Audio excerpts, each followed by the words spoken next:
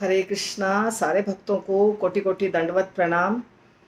और जो अभी मैं क्लास देने वाली हूँ वो विजय गोपी केशव प्रभु, हिज ग्रेस विजय गोपी केशव प्रभु के ग्रुप के लिए है, पर बाकी लोगों के लिए यूट्यूब पे आपको मिल जाएगा।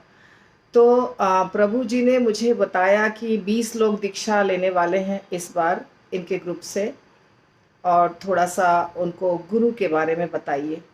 तो मैं कोशिश करूँगी। मैंने कोई तैयारी नहीं किया है, प्रभु जी ने कुछ पॉइंट्स दिए हैं उसके ऊपर मैं बोलूँगी। प्रभु जी ने जैसा मेरा इंट्रोडक्शन दिया वैसा कुछ खास नहीं है। मैं एकदम simple, not that systematic and not that powerful devotee. हाँ, बस थोड़ा थोड़ा कर रही हूँ प्रीचिंग।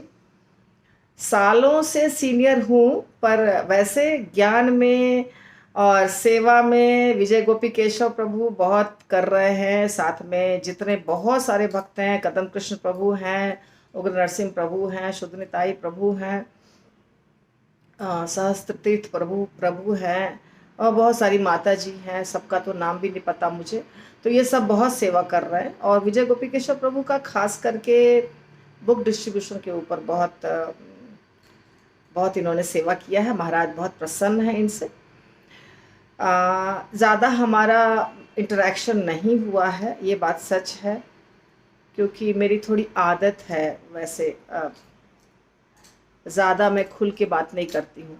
तो इसीलिए कहीं मिल गए तो थोड़ी बात हो गई, इतनी ही बात होगी। लेकिन मुझे मालूम सब पड़ता है कि कौन क्या कर रहा है, खास करके उनके बारे में जो बहुत सेवा कर रहे हैं और जो प्रोमिनेंट लीडर्स हैं या काउंसलर हैं। तो इतना मैं बहुत सालों से जान रही हूँ कि Vijay Gopi Keshav Prabhu he is very smart person from a very good educational background. तो मुझे भी अच्छा लगता है ऐसे लोगों से बात करना, क्योंकि मुझे बहुत पसंद है कि हम जिससे बात करें उसे तत्वज्ञान हो, वो शास्त्रों को समझने वाला हो। यदि हम बात कर रहे हैं तो हमारी बात वो समझे या उसकी बात को मैं समझूं। तो मुझे ऐसे सारे लोग बहुत अच्छे लगते हैं जो एजुकेटेड हैं और जिनको इंटरेस्ट है शास्त्रों में। तो ऐसा कोई भी व्यक्ति अगर मेरे पास आता है, पूछता है, तो मैं बहुत शौक से उसको बताती हूँ। तो आज प्रभु जी ने मुझे जो बोला वो बताया कि अब दीक्षा होने वाली है आप लोगों की। आप लोग जितने हैं इसमें से 20 लोगों की दीक्षा होने वाली है। आप बहुत उत्साही होंगे, बहुत खुश होंगे। मेरा अब नया लाइफ शुरू होने वाला है। पर अभी जो मूड है आपका, अभी फ़िलहाल ये मूड नहीं रहता है बाद में। ये सत्य है। जैसे कि मैं सालों से दीक्षा के पहले लोगों को एड्रेस करते आई हूँ। जैसे पहले इतना बड़ा ग्रुप नहीं हुआ करता था, तो हम सबको इकट्ठा भी ट्रेनिंग देते थे। तो मैं हर व्यक्ति को यही बोलती हूँ कि अभी जो भाव है आपका, प्लीज़ उसको मेंटेन करिएगा, क्योंकि ये भाव बदलेगा और 100% बदलेगा। इसमें थोड़ा भी शक नहीं है कि ये नहीं बदलेगा। अपने मासूमियत को, अपने डेडिकेशन को, अपने निष्ठा को, अपने भाव को पूरे जीवन बचाए रखना अपने आप में बहुत बड़ा क्रेडिट है। पूरे जीवन इस्कॉन में रहना और पूरे जीवन इस भाव से रहना जो अभी आपका भाव है, ये इतना महत्वपूर्ण है कि मतलब हो नहीं पाता है। ज़्यादातर भक्तों का भाव बदल जाता है। आई विल टेल यू, 90% भक्तों का भाव बदल जाता है। बहुत कम भक्त है जो भोले भाले भाव में रह पाते हैं। तो भोला भाला मतलब बेवकूफ़ वाला भोला भाला नहीं। हमें शास्त्रों को समझना भी है अच्छे से और अमल करना है, उसको फॉलो करना है, अपने जीवन में उतारना है, आत्मसात करना है। और उतना होने के बाद जैसे हम बड़े बड़े पोजीशन पे पहुंच जाएंगे, मैनेजमेंट, जैसे अभी विजय गोपी केशव प्रभु राधा कुंज बिहारी मंदिर का मैनेजमेंट काफ़ी संभाले हुए हैं। तो जब हम मैनेजमेंट में पहुंच जाते हैं, बड़े बड़े पोस्ट पे पहुंच जाते हैं, प्रेसिडेंट, वाइस प्रेसिडेंट और टीएमसी और सीएमसी, गुरु, जीबीसी, उसके बाद भी अपने इस शिष्य वाली जो मासूमियत है उसको बरकरार रखना वेरी इम्पॉर्टेंट, वो नहीं रहता है। तो मैं अभी आप लोगों को जो बताने वाली हूँ, ठीक हरे है, कृष्ण माता जी, दंडवत प्रणाम। दंडवत। हरे अभी हरे आप लोग कृष्ण माता जी, दंडवत प्रणाम। प्लीज प्रश्न आप कब पूछेंगे? जब ये खत्म हो जाएगा, क्योंकि रिकॉर्डिंग हो रही है। हाँ, तो आप लोग अभी माइक ऑफ रखिए, और जब मैं करीब 45-50 मिनट्स बोल दूंगी तो आपको 15 मिनट्स में दूंगी प्रश्नों के लिए, या आप जितना चाहे उतना पूछ सकते हैं, कोई बात नहीं। तो प्रभु जी ने मुझे जो पॉइंट्स दिए हैं, 4 पॉइंट्स, ठीक है, उसके ऊपर मैं फोकस करती हूँ। क्योंकि ये काउंसलर हैं तो इनको थोड़ी चिंता है कि भविष्य में हमारे जो काउंसलीज हैं वो इंटैक्ट रहें और सेवा करते रहें, जुड़े रहें। जो मुझे मैं बता रही हूँ वो डर हर काउंसलर को होता है, क्योंकि वो सच्चाई है। माया का प्रभाव बहुत पावरफुल है। ये जो भगवान की शक्ति है, माया देवी, ये हमें कैसे नचाती हैं, कितना नचाती हैं, किस तरीके से हमारे सामने आती हैं, ये नहीं पहचान पाते हैं भक्त। वो इतना टैक्टफुली काम करती हैं कि आपको पता ही नहीं चलेगा कि ये माया है या ये भक्ति देवी हैं। इतना टैक्टफुली कार्य करती हैं, बहुत मुश्किल है। लेकिन यदि त्रिणादपि बने रहेंगे, न धनम न जनम न सुंदरिम वाला भाव रखेंगे तो बच जाएंगे, ठीक है। तो ये बहुत महत्वपूर्ण था जो मैंने आपको बताया। अभी मुझे जो पॉइंट्स मिले हैं उसमें पहला है कि हम अभी गुरु के पास गए हैं, हमने एक गुरु डिसाइड किया है कि हमको इनसे दीक्षा लेना है। हिज हॉलीनेस गोपाल कृष्ण गोस्वामी महाराज जी से हमें दीक्षा लेनी है, ठीक है। तो हम जब इस्कॉन में आते हैं, एकदम नए रहते हैं, भोले भाले रहते हैं, ब्रह्मचारी को भी गुरु समझते हैं, उनको भी सन्यासी समझते हैं, और पूरे मंदिर में सबसे बातें करते हैं। बहुत सारे महाराज आते हैं, बहुत सारे प्रवचन होते हैं, सब अटेंड करते हैं। कुछ ज्ञान नहीं रहता है और हमारा भाव बहुत भोला भाला रहता है। हमें लगता है हम दिव्य दुनिया में आ गए हैं एकदम से, मतलब एवरीथिंग इज ट्रांसेंडेंटल। लेकिन बाद में पता चलता है कि इतने गुरु हैं अलग अलग, इतने काउंसलर हैं, इतने गुरु हैं, इतने मंदिर हैं, इत्यादि इत्यादि। तब हमें चुनना होता है कि हम किस गुरु से दीक्षा लें। मोस्टली उनके काउंसलर जिस गुरु से दीक्षित होते हैं उनसे ही लेते हैं भक्तगण, कुछ भक्तगण दूसरे से भी लेते हैं, तो कोई दिक्कत नहीं है। जब आप डिसाइड करते हैं कि हमको फलाना गुरु से दीक्षा लेनी है, जब आप पक्का माइंड को कर लेते हैं कि हमको इनसे ही दीक्षा लेनी है, उनके हर चीज़ को देखकर, इंस्पिरेशन को मालूम करके क्या क्या आपको इंस्पिरेशन मिल रहा है या जो भी है, तो आप उसके बाद आपका फिर हिलना डुलना नहीं चाहिए। उसके बाद आपको पक्का कर लेना है कि हमको इन्हीं के पास रहना है और पूर्ण रूप से शरणागत रहना है। मतलब मनसा वाचा कर्मणा। तो डिसाइड करने के पहले आप जितना साल लेना है ले लीजिए, लेकिन डिसाइड करने के बाद कुछ नहीं कर सकते। एक बार आप डिसाइड कर लिए कि हमको ये गुरु से दीक्षा लेनी है, उसके बाद आपको पूर्ण समर्पण होना ही है। तो तब तक आप गुरु खोज रहे हैं, डिसाइड कर रहे हैं, तब तक आप गुरु खोज रहे हैं। मतलब हो सकता है आप इस्कॉन में खोजें, इस्कॉन के बाहर खोजें, किसी भी संप्रदाय में खोजें, बिना संप्रदाय के खोजें, यू आर टोटली फ्री। लेकिन अब आपने सब गुण दोषों को देखते हुए और तत्व ज्ञान को लेते हुए आप फाइनल कर चुके हैं कि मुझे पर्टिकुलर गुरु से दीक्षा लेनी है। तो दीक्षा लेने का मतलब है पूर्ण समर्पण। आपका नया जन्म होने वाला है ना। अभी तक हमारा कैसा जन्म था? शरीर वाला जन्म, यानी माता पिता ने जन्म दिया, शुक्र जन्म उसको कहते हैं। पर अब आप हरिनाम दीक्षा लेंगे, यानी आपका पुनर्जन्म होने वाला है, गुरु के साथ संबंध स्थापित होने वाला है, और गुरु आपको आपके पापों को लेके आपको एकदम अच्छा फ्रेश ताज़ा बना के भगवान के सामने सामने प्रस्तुत कर दिए हैं। भगवान से कनेक्ट कर देंगे आपको। जिस दिन आपकी दीक्षा होगी आप गुरु के माध्यम से भगवान से कनेक्ट हो जाएंगे। ये गुरु की सेवा होती है। तो आप कनेक्ट हो गए गुरु से। इसका इसका अर्थ ये है कि अब हमारी रिस्पॉन्सिबिलिटी बढ़ गई है।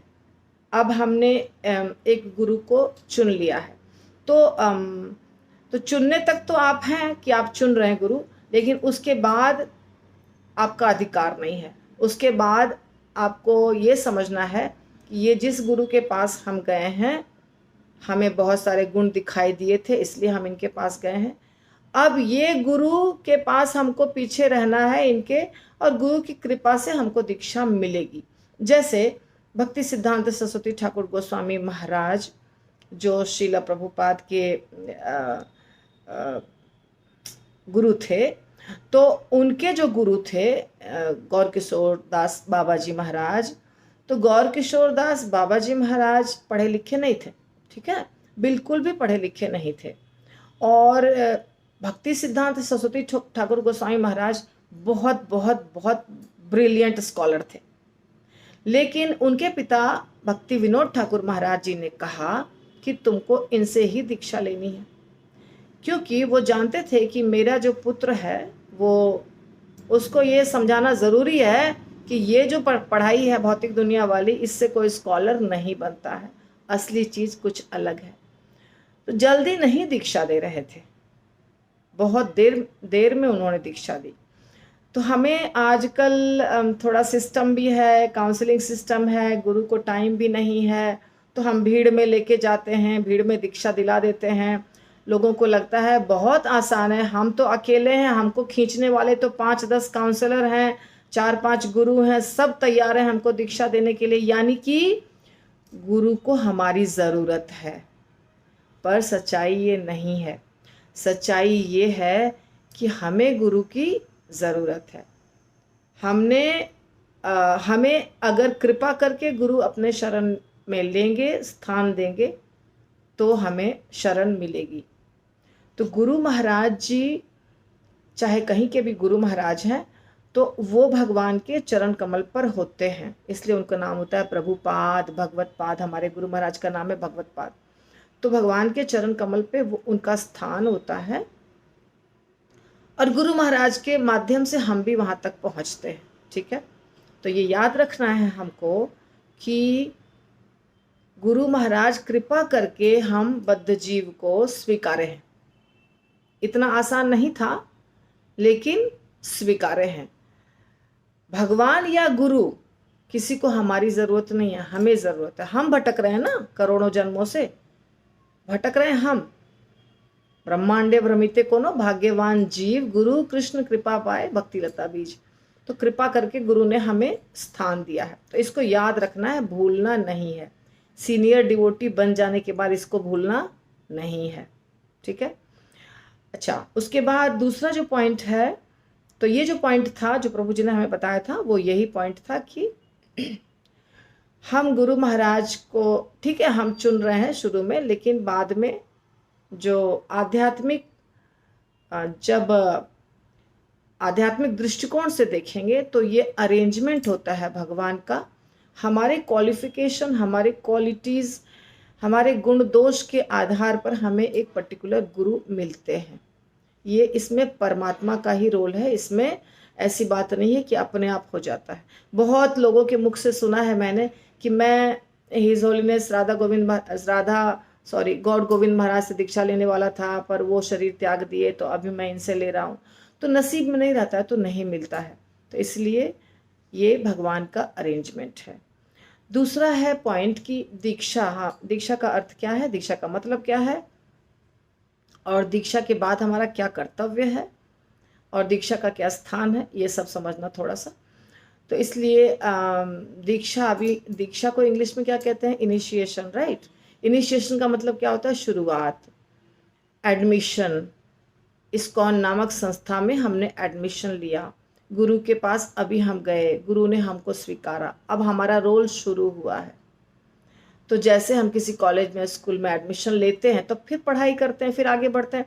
आपको पता है शुरुआत में जो हमको लग रहा है ना कि हम बहुत अच्छे भक्त हैं, हमको भाव आ रहे हैं, कृष्ण हमको दिखाई दे रहे हैं, राधा रानी दिखाई दे रही हैं, ये सब जो भाव आता है ये सब टेम्पररी है भाव, ये वास्तविक नहीं है। ये गुरु की कृपा से, भगवान की कृपा से क्षणिक आपको मिलता है अनुभव।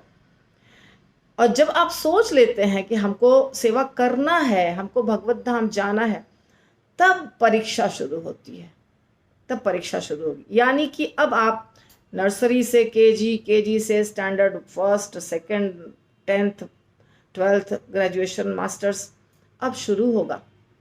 और यदि कोई भक्त ये सोचता है कि बस मैं यहीं खुश हूं, तो माया देवी परीक्षा लेती ही नहीं है। ठीक है, तुम्हें माया के गोद में खेलना है तो खेलो। तो परीक्षा शुरू हो अगर हो रही है, मतलब हमारे ऊपर भगवान का ध्यान आ चुका है, हमको भगवान देख रहे हैं और हमारा टेस्ट चालू है। और जितना टेस्ट देते जाएगा वैसे आगे बढ़ते जाएगा, और आगे बड़ा बड़ा कठिन कठिन टेस्ट होता जाएगा, और फाइनली आप भगवत धाम चले जाइएगा, या आपके ऊपर गुरु प्रसन्न हो जाएंगे, सेवा में आपको लगा देंगे। तो अगर कोई डिवोटी दीक्षा लेके रिलैक्स करने लग जाता है कि बस मेरा काम खत्म, हमने दीक्षा ले लिया, हम जुड़ गए, कनेक्ट हो गए परंपरा से, अब हम चले जाएंगे भगवत धाम, तो ऐसा होगा नहीं, ये होता नहीं है। होता क्या है कि अभी भक्ति की शुरुआत हुई है, करना वही है, कुछ ऐसा नहीं कि ज्यादा करना है, जो पहले कर रहे थे वही करना है। लेकिन सीरियसली, अगर आप सीरियसली भक्ति करना चाहते हैं, अगर आप भगवत धाम जाना चाहते हैं, तो फिर ये नर्सरी में एडमिशन है। अभी से आपको आगे पूरी पढ़ाई करनी है। पढ़ाई मतलब पढ़ाई, सेवा, तत्वज्ञान को समझना, और अपने जीवन में जितने कष्ट आ रहे हैं, जितनी परीक्षाएं हो रही हैं, उस सब को देते हुए आगे बढ़ना। तो ये रास्ता थोड़ा कठिन है। तो बहुत सारे डिवोटीज फर्स्ट स्टेप पर ही रुक जाते हैं। हो गया, अब हम घर में ऑल्टर है, मंगल आरती कर लेंगे, 16 माला कर लेंगे और काम करने चले जाएंगे, जो जिसको काम करना है, बिजनेस, नौकरी, जो भी, और हम तो भक्त बन गए। नहीं, जैसे सागर के तट पर बैठ करके सोच लें हम कि हमने बस सागर को देख लिया और सागर का जल भी चख लिया, तो वो तो नहीं होगा ना। सागर के अंदर तो बहुत भयंकर गहराई है, और उसके अंदर बहुत सारी चीज़ें हैं। एक पुस्तक है प्रभुपाद ने जो लिखा है, मतलब प्रभुपाद ने परपोर्ट लिखा है, वास्तव में तो इसको रूप गोस्वामी या सनातन गोस्वामी ने लिखा है, भक्ति रसामृत सिंधु। ठीक है, रूप गोस्वामी ने लिखा है। तो भक्ति रसामृत सिंधु जो है, यानी कि भक्ति रस, अमृत और सिंधु, सिंधु यानी सागर, भक्ति रूपी रस का सागर जो अमृत है, भक्ति रूपी रस जो अमृत के समान है, उसका सागर। तो सागर में गोता लगाने के बाद हमें बहुमूल्य चीजें मिलती हैं, बाहर किनारे पर बैठने से कुछ भी मिलता नहीं है। इसी प्रकार हम भक्ति में प्रवेश पा लिए, अब अंदर घुसेंगे, हर चीज का एक्सपीरियंस लेंगे, सेवा करेंगे। अब कभी कभी आपको ये भी हो जाएगा, किसी भक्त से कुछ दुख हो जाएगा, एक भक्त से परेशानी हो जाएगी, कभी झगड़ा हो जाएगा, कभी मनमुटाव हो जाएगा, कभी उसने मेरा इंसल्ट कर दिया, ये सब भी हो जाएगा। और ये कब होगा? जब सेवा करेंगे। अकेले भक्ति करेंगे, संडे को आएंगे चले जाएंगे, तब तो नहीं होगा ना, तब तो संभव नहीं है। लेकिन जब मिल के सेवा करेंगे, राजभोग है, संध्या भोग है, बुक डिस्ट्रीब्यूशन है, जितनी भी सेवाएं होती है, तो वहाँ आपको सीनियर मिलेंगे, जूनियर मिलेंगे, बराबर वाले मिलेंगे, आपके कार्य में दोष दिखाएंगे, बहुत सारी चीज़ें होंगी। तो फिर भक्त को अच्छा नहीं लगता है, ये सब क्या हो रहा है, हम इसके लिए थोड़ी आए थे मंदिर, हम तो आए थे मंदिर में सब कुछ अच्छा प्राप्त करने के लिए। लेकिन ये प्रोसेस है, इस प्रोसेस से गुजरेंगे तभी तो तृणादपि आएगा, तभी तो हम बर्दाश्त करके आगे बढ़ेंगे, तभी तो हमको समझ में आएगा कि हमें वैष्णव को कैसा होना चाहिए। अगर हम सब जगह लीडर रहे, पावरफुल रहे, तब तो हमारे अंदर अहंकार आ जाएगा, तो कहीं कोई डांटेगा, कहीं कोई इंसल्ट करेगा, कहीं कोई हमें दबाएगा, कहीं कोई पॉलिटिक्स करेगा, करने दो, उसमें एडजस्ट करना है। और ये कब होगा सब कुछ? जब आप प्रवेश करेंगे सेवा में। तो इनिशिएशन के बाद ये सब शुरू होगा। अगर आप तैयार हैं तो, और अगर आपको लगता है कि बस दीक्षा हो गई और रिलैक्स करना है, तो वैसे कैटेगरी के भी बहुत डिवोटी होते हैं, तो उससे उन्नति नहीं होगी। कोई प्रॉब्लम नहीं है, भक्ति तो होगी, माला होगा, आप अध्ययन भी करेंगे, भक्ति भी करेंगे, आगे भी बढ़ेंगे, कोई दिक्कत नहीं है, पर प्रोग्रेस बहुत स्लो होगा।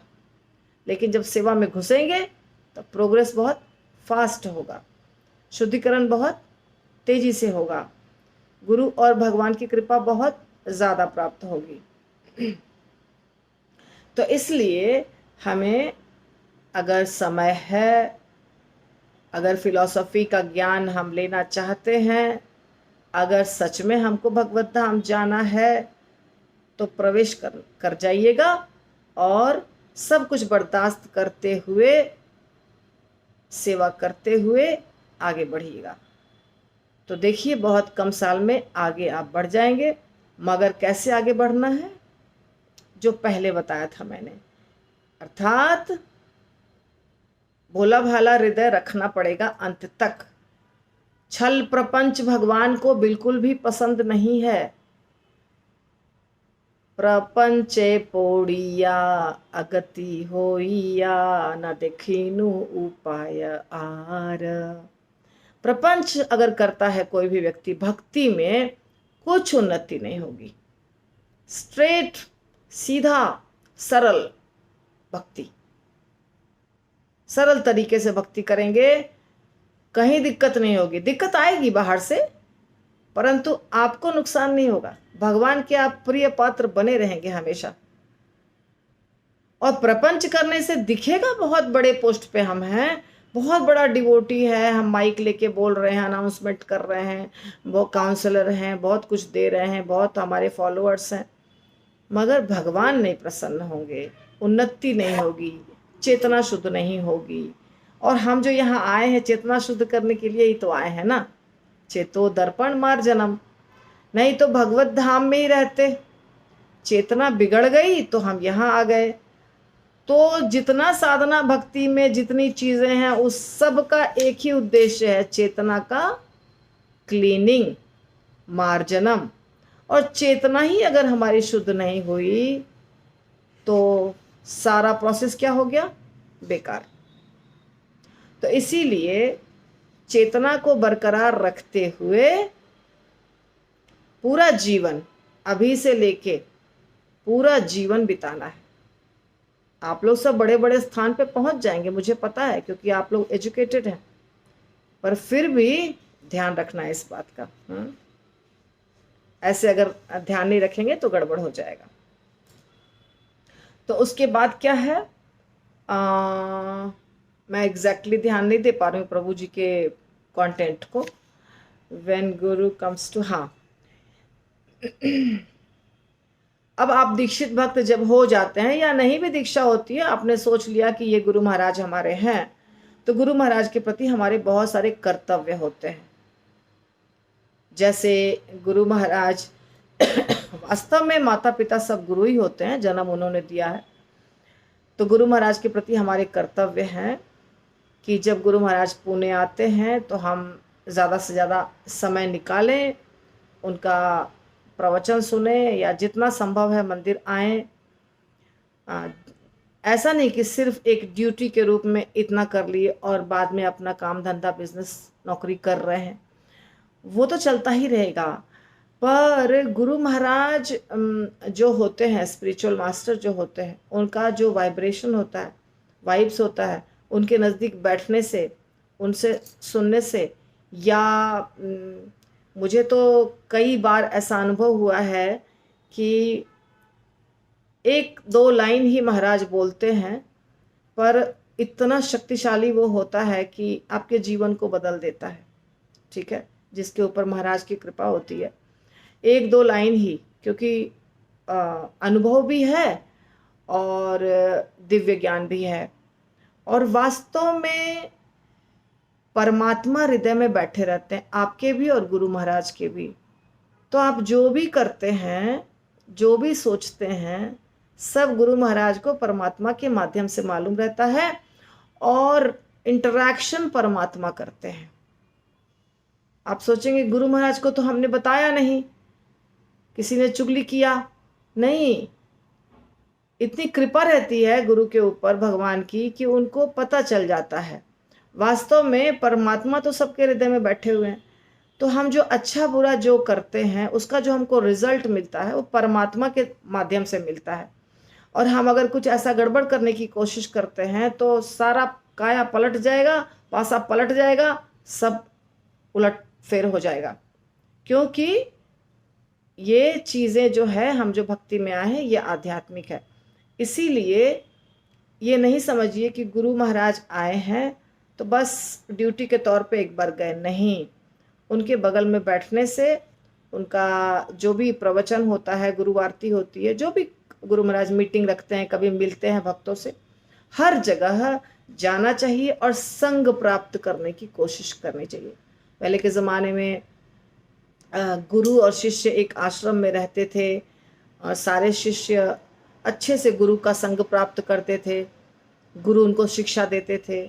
अब ये संभव नहीं है। अब क्या होता है, हम कभी कभार गुरु से मिलते हैं, तो वो कभी कभार में जितना पॉसिबल है उतना हमको यूज़ करना चाहिए। महाराज जी का एसोसिएशन का, उनका संग प्राप्त करने की कोशिश करनी चाहिए कि हाँ हम जाएं। आलस नहीं करना चाहिए। यदि सच में दिक्कत है तो अलग बात है, लेकिन आलस नहीं करना चाहिए कि हाँ ज़रूरत नहीं है जाने की, हमारे दूसरे काम बहुत इम्पोर्टेंट हैं, एक बार दर्शन हो गया। दर्शन का मतलब है उनके वचन को सुनना। दर्शन का मतलब सिर्फ देखना नहीं होता है, उनके नज़दीक बैठना नीचे ज़मीन पे। जब नीचे ज़मीन पर बैठेंगे ना गुरु के सामने, तो ऊपर से फ्लो होता है, उनकी कृपा फ्लो होती है, उनका तेज, सब कुछ। पर ये याद रखना है, फ़ायदा उठाने के लिए गुरु के पास नहीं बैठना है। हम दास हैं, दास की तरह सेवा करना है, ये भाव होना चाहिए। सेवा करने के लिए गुरु के पास बैठना है, उनसे सुनना है, और जितनी कैपेसिटी है उतना हमको करना है, कोशिश करनी है सेवा करने की, कथा सुनने की और दर्शन करने की। अगर महाराज 2 दिन 3 दिन आते हैं तो जितना संभव है उतना, बाकी सब कुछ साइड में करके हमें ये करना चाहिए। ये सब लोगों को हमेशा के लिए याद रखना होगा। बाद में आलस नहीं होना चाहिए दीक्षा के बाद, ठीक है। तो चौथा पॉइंट जो प्रभु जी का फेवरेट पॉइंट है वो है बुक डिस्ट्रीब्यूशन। अपने पुणे में सबसे ज़्यादा बुक डिस्ट्रीब्यूशन प्रभु जी ही करते हैं, और कई सालों से पुणे नंबर 1 पे आ रहा है, अर्थात प्रभु जी की कृपा से पुणे नंबर 1 पे है। तो बुक्स बहुत इम्पॉर्टेंट अस्त्र शस्त्र है जिसके माध्यम से आप कृष्ण भक्ति का प्रचार सब जगह कर सकते हैं।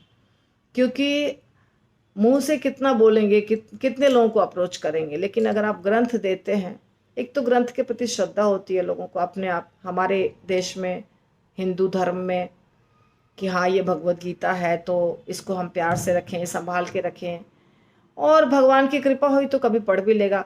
खास करके जो पढ़े लिखे लोग हैं, यदि आप उसको समझाते हैं तो पढ़ भी लेगा, तो पढ़ने के बाद तो खैर उसका कल्याण ही हो जाएगा।